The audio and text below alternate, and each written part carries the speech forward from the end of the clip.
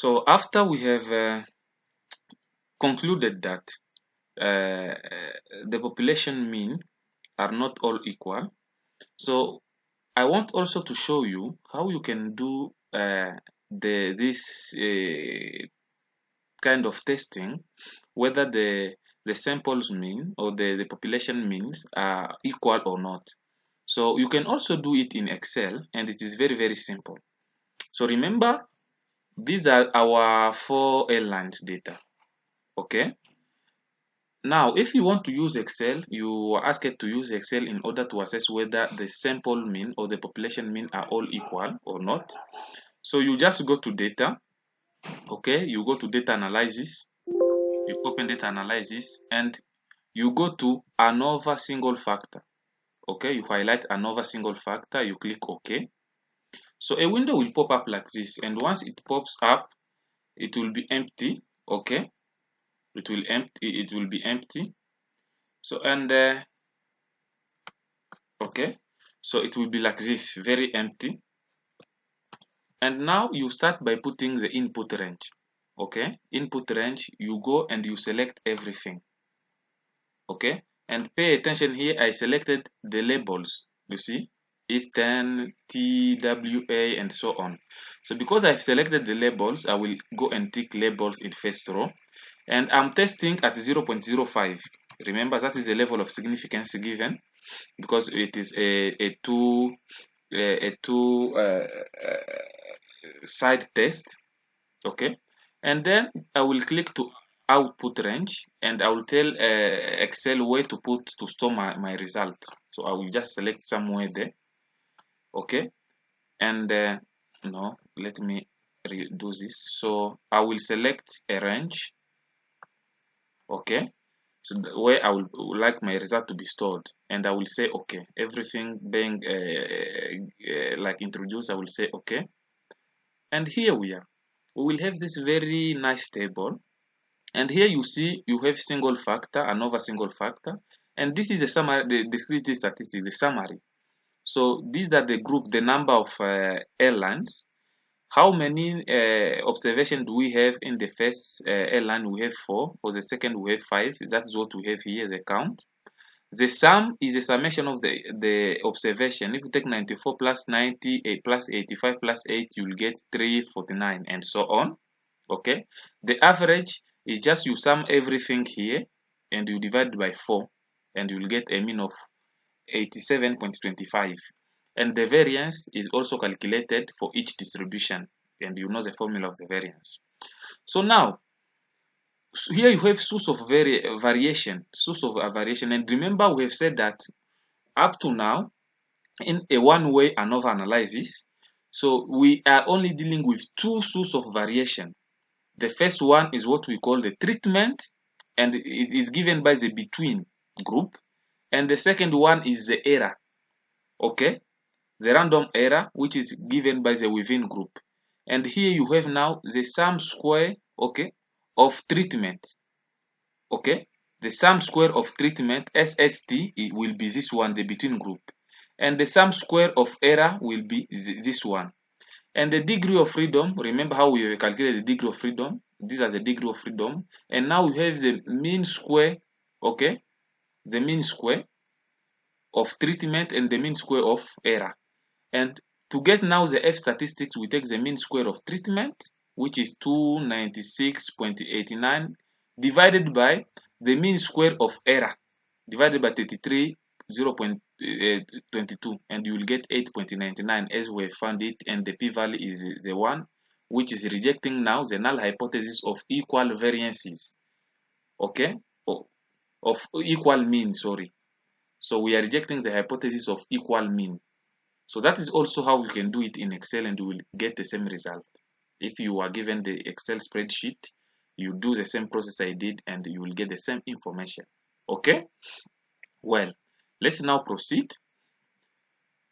Here now, so here we are saying that when we reject the null hypothesis that the means are equal, we may want to know which treatment means differ. Okay, which treatment means differ? Which means differ? One of the simplest procedures, so there is a lot of procedure that you can do in order to discover which treatment differ, which mean treatment differ. So one of the simplest way of present procedures is through use of confidence interval. So in order to really show which treatment differ, so we may use a confidence interval. Remember, we've covered this part of the confidence interval. How do you calculate the confidence interval? But in this case of the ANOVA, of analyzing variance, the confidence interval will be computed using this formula. Okay? So here we're saying confidence interval for difference between two mean. So now you will take the mean of the first sample, okay, minus the mean of the second sample. And when I'm saying the first or second sample, because here we have 4 samples, it doesn't mean necessarily, it doesn't mean this Eastern or the TWA, no. It simply means that if you assume that these means of these two samples, they seem to have significant variations, then now you can consider those two samples. Okay, for instance, I calculate the mean here and I calculate the mean for this, the third one, and I found that the variation, they seem to be very important. So now I can consider this as my first sample, and the third one here in this scenario as my second sample. And then now I can go and try to determine the confidence interval using this formula. Okay, using this formula. So I will take the mean for the first sample minus the mean for the second sample plus minus t. Okay. So in this in this scenario, in this case, in order to get the statistic here, okay, we use the t distribution, and we will take the square root of the mean square of error, which will multiply 1 divided by n1, sample 1, plus 1 divided by n2. So that is how you will get the confidence interval. So we are saying that t is obtained from the t table with degree of freedom n minus k, and we know already what is n minus k stand for. And the mean square of the error, we know the formula, which is sum square of the error divided by n minus k, degree of freedom, okay, which will be obtained in the ANOVA table. And remember, here we have obtained this n minus k already in the ANOVA table below. So now there is a question: how do we decide whether there is a difference in treatment means? How do we decide? Because we will compute this confidence interval, okay? But how now will we decide? So we are saying that if the confidence interval includes 0, okay, you calculate that confidence interval, and remember the confidence interval have two, it is a range which has 2 blocks, okay, or 2 endpoints, the left hand side and the right hand side. So if now that confidence interval include the value of 0, so we'll say that there is not a difference between the treatment means. For example, if the left endpoint of the confidence interval has a negative sign, okay, for example, you calculate the confidence interval and you find that the left hand side is minus 7 and the right hand side is 10. So in that case, you see that minus 7 and 10, 0 is between. Okay, that's what we are saying, and we will conclude that there is not a difference between the treatment means. For example, if the left endpoint of the confidence interval has a negative sign and the right endpoint has a positive sign, the interval includes 0 and the two mean do not differ. So we'll conclude that the two mean do not differ. So let's take an example.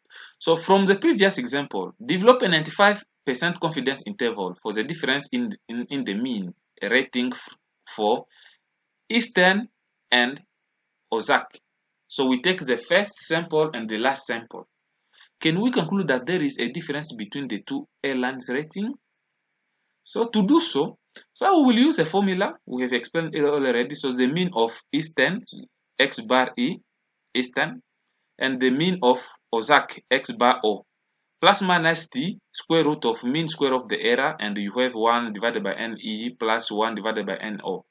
So now, the mean, if you go to the Eastern sample, you find the mean is 87.29 minus the mean of Ozark, plus minus, because we are testing, we have a confidence interval of 95%. So if you go in the t distribution, okay, at 0.05, okay, and the degree of freedom n minus k. So n is 22. Remember in this tutorial, n is 22. So let me refresh you. Okay, remember the number of observation n is 22. Okay, minus k. K is the number of population being assessed, or the number of sample. So we have 4. So it will be 18 degree of freedom. So you go to 0.05 and 18 degree of freedom, so you'll find this value of 2.101.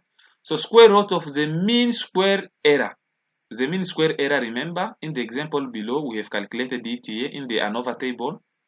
Okay, the mean square error, okay, the mean square of error, okay, we are here. The mean square of error is 33.02.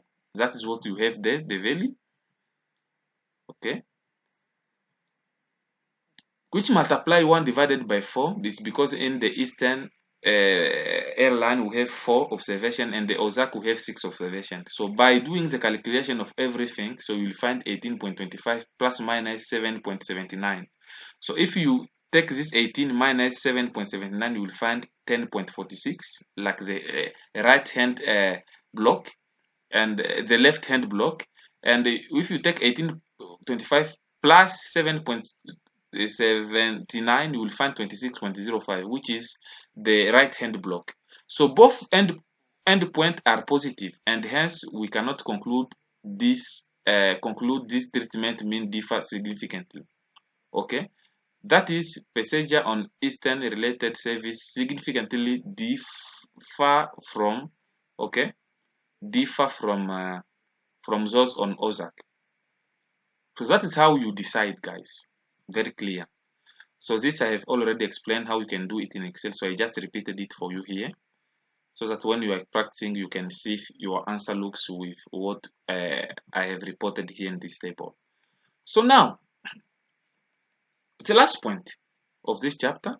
So now let's look at the two-way analysis of variance. So what we have done up to now, it is what we call the one-way analysis of variance. One-way ANOVA. So now the two-way analysis of variance, the two-way ANOVA. We study the independent effect of two variables, example route and the driver on mean travel time. Okay. For the two-factor ANOVA, we test whether there is a significant difference between the treatment effect and whether there is a difference in the blocking effect. So take note of this one, of the blocking effect. So at this level, we understand what is a treatment effect. Now here, we want to see if there is also a difference in the blocking effect. So let BR be the block total. Okay. Now let the sum square of the block represent the sum square of the block. So like let SSB represent the sum square. Okay. Represent the sum square of the block. Okay. So and now the sum square of the block formula is obtained by taking, sorry, the summation of, okay, block totals BR square, block total square divided by K, okay, minus the summation of each observation divided by N square. So that is how we will find the summation, the sum square block using this formula. So we will come to this more clearly in the example so that you understand what we are talking about here. So now let's take this example for your understanding. So we are saying WARTA, which is the Warren Area Regional Transit Authority, is expanding bus service from the suburb of Stabrick into the central business district of Warren. There are 4 routes being considered from Stabrick to downtown Warren. So the first route is via US 6, the second one is via the West End, the third one is via the High Quarry Street Bridge, and the fourth one is via Route 59. So WARTA conducted several tests to determine whether there was a difference in the mean travel times along the 4 routes. Because there will be many different drivers, the test was set up so each driver drove along each of the 4 routes. Next slide, okay, so we are in the class we are showing the travel time in minutes for each drive route combination. So at the 0.0 significance level, so they are asking that if there is a difference in the mean travel time along the 4 routes, if we remove the effect of the driver, so okay, if we remove the effect of the driver, is there a difference in the mean travel? So those are the questions we will look at them. So now this is the samples. So you have the different routes, okay? You have the US 6, the West End, the High Corey Street, and the Route 59. And here we have the drivers. We have 5 drivers. And these 5 drivers is what we call the block. So that K you saw in the formula, the block here, the K here correspond to 5 because we have 5 drivers. Okay? So now, how do you do to answer those questions? First of all, we must state the null hypothesis and the alternative hypothesis. So the null hypothesis, we are saying that the mean, okay, in unit of driving is they are equal. So and remember here we have we have 4 routes, okay, 1, 2, 3, 4. So you have mean U, mean W, H, and R. So that is what we are saying. So by taking those 4 routes, okay, the mean driving time, they are equal. And the alternative, we are saying that they are not equal. So at least one of them is not equal to the others. So now, because we have a two-side test, so we will reject the null hypothesis if the calculated F is more than F alpha, okay, and we have K minus 1 and N minus K degree of freedom. So K here is 5 because we have 5 drivers, so 5 block.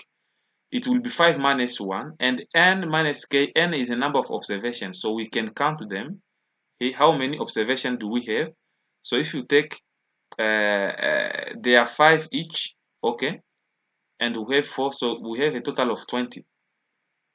Okay, we have 10, 10, 20. Okay. So, and we will set the level of significance, which is 0.05, and the test to be used is the F statistic. So quickly, so that is what I was saying here. So we'll rate the null hypothesis if F is more than F alpha, V1 and V2. And remember, V1 is the degree of freedom in the numerator, and is given by K minus 1. K is a number of here in this case K.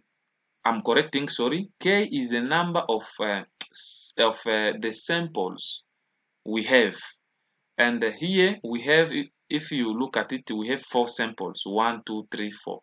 Okay, I'm correcting, K is not the number of blocks, so I will reach there.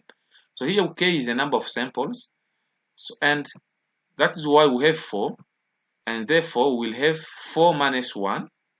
And N is 20. I've shown that is we will now take 20 minus 4 because K is 4, and you will get F of 0.05, 3, and 16 degree of freedom. And we can go and find this value, the intersection of these 2 degree of freedom at 0.05. You will get 3.24. So let me show it for those who would like to get more clarity, because this table maybe some people they are not used to. So at 0.05, okay, and we have 3 degree of freedom in the numerator, and we have 16 degree of freedom in the denominator. So let's see what we have as the value. Sorry. Okay, so at 0.05, here we are, and in the numerator, so let me go up. So here we are in the numerator. Yeah, at 0.05 level of significance, in the numerator I have 3 degree of freedom, and in the denominator I have 16. 20 minus 4, I have 16. So the value will be 3.24. You see, at the intersection of 3 and 16, I have 3.24. Okay, this will be the critical value, the F critical value. And then we will go and compute the F statistic using the formula. And then we can decide whether we reject or not. See, that's what we have, 3.24. So now here we are using Excel. Okay, so I'm using Excel. I'm not going to the manual way. So for the interest of time, so these are the data. Now to do the ANOVA analysis in Excel is simple. I've shown it already. So you go to data, you click on data, and you get to data analysis. Okay, so data analysis, and you click on ANOVA single factor. Okay, and you say okay. So a window will open, will pop up like this. So here you don't have anything, so you remove this. Okay, the label. So I'm just removing everything so that I can put them for your understanding. Here we are. So I will start input range. Okay, I say input range. I go, I select, you see, everything. I select the samples. So I'm not selecting the drivers. So I will go, so I say, okay, label in the first row because I took the samples, labels. And okay, we are testing at 0.05, 0.05. And output range, so I will tell the software to put the result there, to store the result there, and everything is set correctly. I say okay. So here we are. So these are the summary statistic. Okay, the number of observations for each sample, the summation, okay, of the observations, the averages, okay, and here we have the variance. Okay, now the between group, which is the treatment effect, okay, and the within group, which is the error effect. So, and you can see the sum square, SST, the sum square of the treatment, and the sum square of the error, SSE. The degree of freedom is 3 and 16. 3 in the numerator and 16 in the denominator. And these are the mean square of the treatment and the mean square of the error. So if you take the mean square of the treatment divided by the mean square of the error, you will get the F statistics, which is 2.48. And look, the p-value is 0.09, which is more than 0.05, and therefore we fail to reject the null hypothesis. So this is the conclusion. And if you see here, you can see that here the F critical value will be also reported, which is 3.24 if you are round, which is the same that what we found in the table. And now because the F calculated F is not more, is less, so here we fail to reject the null hypothesis. Okay, so that's what we are saying, that so using Excel to perform the calculation, the computed value of F is 2.482.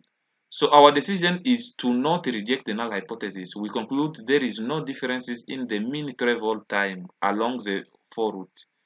There is no reason to select one of the route as faster than the others. So that is the conclusion.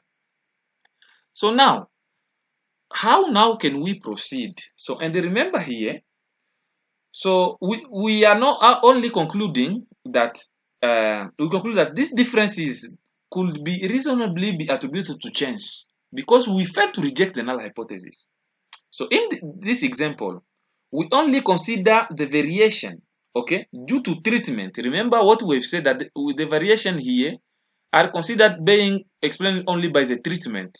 That the between group is the treatment effect, and the within group is the error. Okay, and now if we conclude the effects, okay, if we include the effect, and now in the case we are saying now, if we include the effect, okay, of variance of the drivers, okay, because the drivers also can explain, okay, the mean time of arrival, okay, that's what we are saying. This will allow us to reduce the sum square of the error. It will allow us to reduce the sum square of the error, this 1.56, if we include the effect of driver. and the computed value of f statistic will be larger. So remember, so if we reduce the sum square of the error, okay, we reduce the sum square of the error. Let me take it from here, from Excel. Okay, so if we reduce the sum square of the error, this one, what do we have? So we will have, this will be reduced, and if you take this, the new value, divided by the degree of freedom, so you will have a smaller mean square root of the error. And if you have a smaller mean square of the error, if you divide now the mean square of the treatment divided by the mean square of the error, the f statistics will increase. That is what we are saying. And if the f statistics will increase, so we can be able to reject the null, because this one will be more than the f critical value. So in this case, now we are trying to improve and saying like let also consider the effect of the driver. Okay, so we are saying that we let the driver be the blocking variable. So if we go to our slide, what we have explained before, so now we can include the effect of the drivers, and we consider the driver can be our blocking, okay, our blocking variable here, okay, the blocking effect, okay, and now the driver here will be considered as our blocking variable.